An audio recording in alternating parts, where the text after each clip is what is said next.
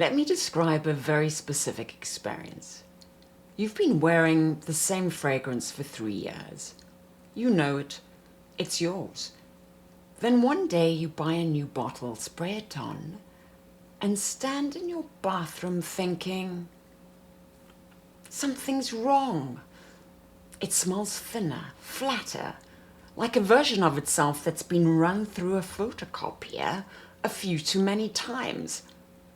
You're not imagining it. The formula changed.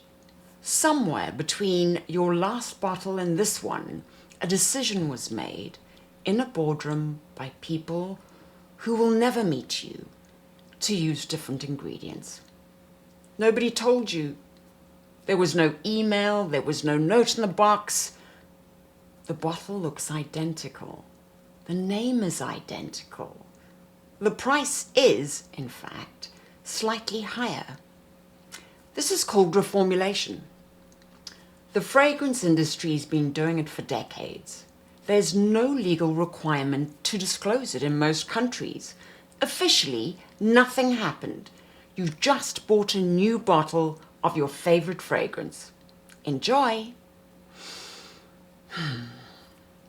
I want to rank the reasons for reformulation by how annoying they are. Reason 1, there is an acronym involved. There exists a body called IFRA, the International Fragrance Association. IFRA produces standards restricting or banning certain fragrance ingredients on safety grounds. These standards are updated periodically. We're currently on the 51st Amendment, each one tending to make the list of restrictions longer. The ingredient that matters most for this episode is oakmoss, the material that gave the great classical chypre fragrances their specific quality. Deep, mossy, slightly animalic, like the floor of a beech wood in October. IFRA has been progressively restricting oakmoss since the late 1980s. By 2001, it was so restricted that a traditional chypre was essentially impossible to make at the concentrations the originals used. If you've ever worn a chypre and thought it seemed thin compared to how it used to smell, IFRA is why. Now, the safety concern is real. Some people are genuinely sensitized to oakmoss. I'm not dismissing this. However, IFRA's standards were originally calibrated for industrial fragrance applications. Cleaning products, detergents, used at concentrations far higher than fine fragrance. Applying those same standards to a few sprays of eau de parfum worn voluntarily by an adult who's been wearing chypres happily for 30 years is, to put it gently, a calibration question. And here is the detail I find particularly cherishable. IFRA is funded by the fragrance ingredient industry, the companies that manufacture the synthetic alternatives to the restricted natural materials and that hold the patents on those alternatives are the companies that fund the body that produced the restrictions. Now, I'm absolutely not saying there is a conspiracy. I am saying that if you were designing a conspiracy, this is more or less what it would look like. The fragrance industry has been very measured about this observation. The fragrance community has not. The second reason is less interesting. Ingredients get expensive.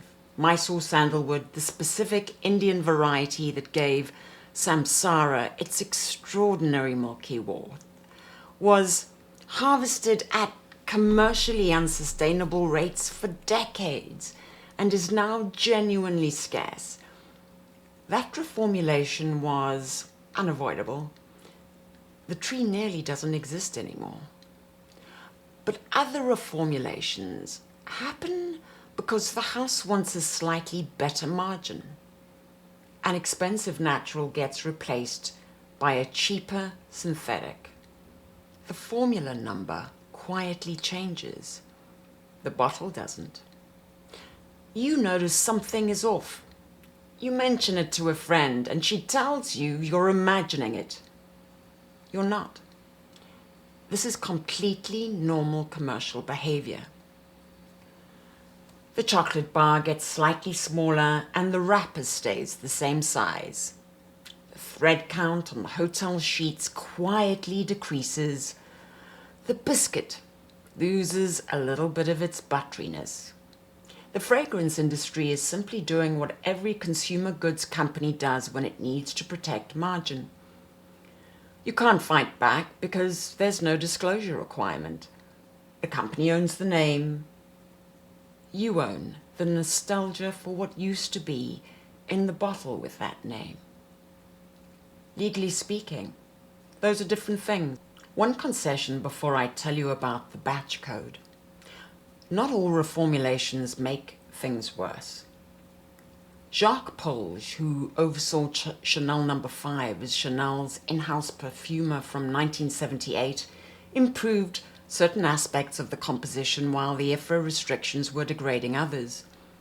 Thierry Vass's 2013 reformulation of Mitsouko using a reconstructed oakmoss accord was praised by many serious critics as more faithful to the original spirit than the version it replaced. So, the assumption that older is always better is wrong. The assumption that newer is always worse is also wrong. The only reliable test is your own nose. Comparing formulas you can actually date, which requires the batch code. Turn your fragrance bottle upside down. On the base, you will find an alphanumeric code. Something like 3F01 or 5K14. That code encodes the production date, and the production date tells you the formula error. And the formula error tells you what's actually inside your bottle. The fragrance community reverse engineered these codes house by house over many years and published everything freely online. For Guerlain, batch codes have been mapped back to the early 70s, and for Chanel, the same. There are dedicated websites.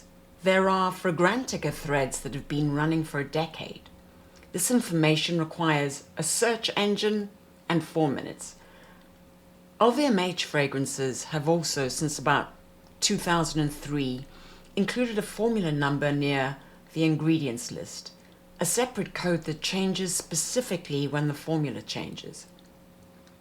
2 bottles of the same fragrance with different formula numbers are different compositions.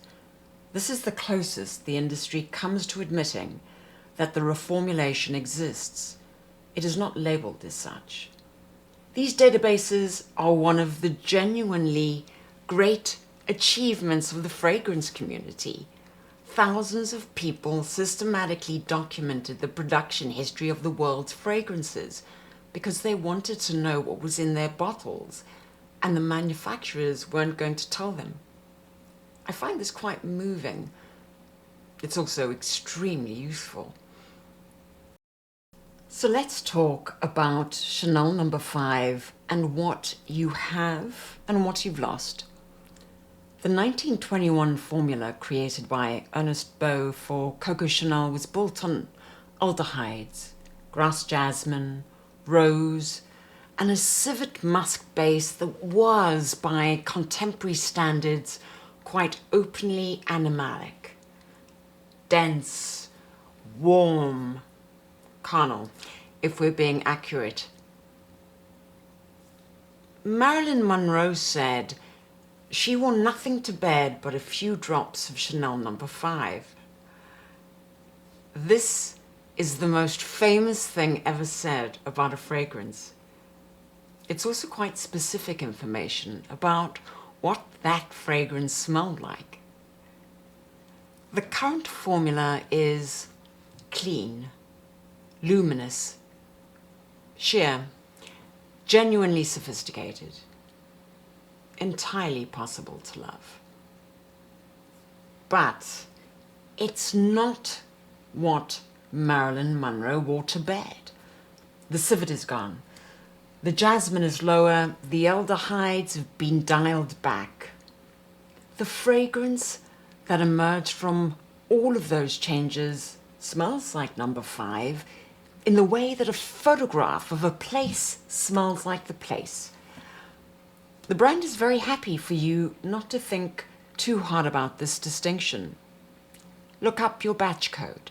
The bottle on your shelf is a document as well as a perfume. Liz Moores makes Papillon artisan perfumes from a studio in the UK. She's small, she's self-funded, she's self-regulated, which means that when she decided to make a fragrance built around oak moss at concentrations the mainstream houses can no longer use, nobody could stop her. Let's smell Dryad on skin.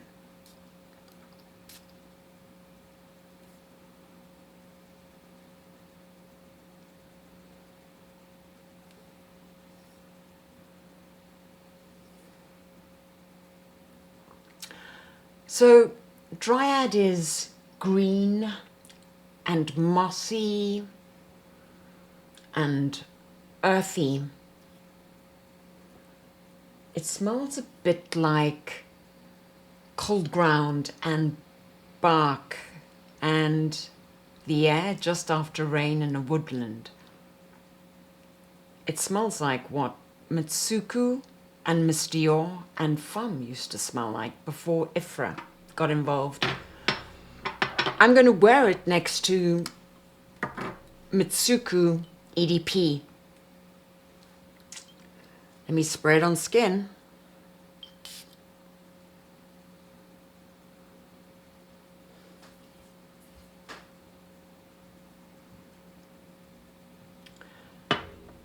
The current Mitsouko is still excellent. One of the great fragrances in the world. But it is reaching for something it can't quite touch. And Dryad is standing right where it used to be. Try it. It's legal. It's available. And this is the silver lining of a story that doesn't have many. Because reformulation's not stopping. The restrictions will keep tightening, ingredients will keep getting more expensive, and the bottles will keep looking exactly the same. This is Thursday. This is how it works. 3 things before you leave. First, turn over your favorite classical fragrance and look up the batch code, just to know. Second, if you love a chypre and have been thinking it smells thinner than it used to, you're right. And it was the late 1980s and they haven't stopped since. And there is a woman in the English countryside who made you a replacement. Third, if you find a formula era you love and can secure a backup bottle, do it. Dark cupboard, no heat, no direct light. It will not improve with age. It will also not change, which, at this point, sounds like a feature. In the next episode, you smell something and you can't name it. Someone mentions there's cedar in the composition. Suddenly you can smell the cedar perfectly, and now you can't unsmell it. This turns out to be one of the stranger facts about how smell and language interact, and it changes the entire way you think about what experiencing a fragrance actually means. Thanks for being here. Please like and subscribe. See you next week.